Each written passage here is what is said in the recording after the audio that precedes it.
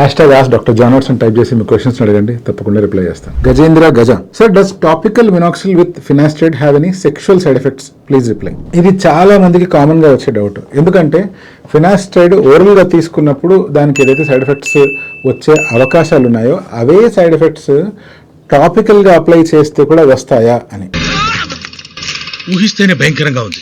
అందుకనే మనము ఎటువంటి లోషన్ కానీ లేకపోతే ఎటువంటి డ్రగ్ కానీ ఎలా పనిచేస్తుంది అనే విషయాన్ని క్షుణ్ణంగా తెలుసుకోవాలి. టాపికల్గా ఎప్పుడైతే అప్లై చేస్తున్నామో మినాక్సిల్ అనేటువంటిది 2% కావచ్చు, 5% కావచ్చు, లేదా 10% కూడా అవైలబుల్ ఉంది. కానీ ఫినాస్ట్రైడ్ ఎప్పుడైతే టాపికల్గా ఇస్తున్నామో అటువంటప్పుడు దాని స్ట్రెంగ్త్ వచ్చేసి 0.1%.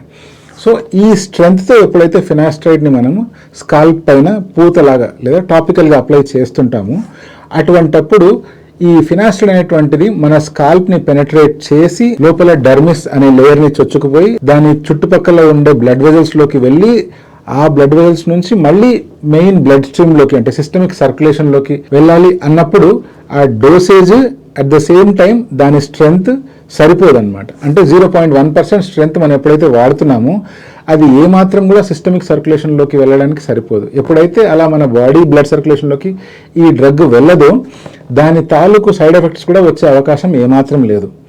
టాపికల్గా మనం ఎప్పుడైతే అప్లై చేస్తున్నాం అంటే స్కాల్ప్ పైన పూతలాగా ఎప్పుడైతే అప్లై చేస్తామో అది స్కాల్ప్ పైన ఉండే ఇమీడియట్ రిసెప్టార్స్లో మాత్రమే పనిచేస్తుంది. సో మనం ఈ పాయింట్ క్లియర్గా చెప్పొచ్చు ఏంటి, టాపికల్గా అప్లై చేయడం వల్ల సెక్షువల్ సైడ్ ఎఫెక్ట్స్ వచ్చే అవకాశాలు అసలే ఉండవు.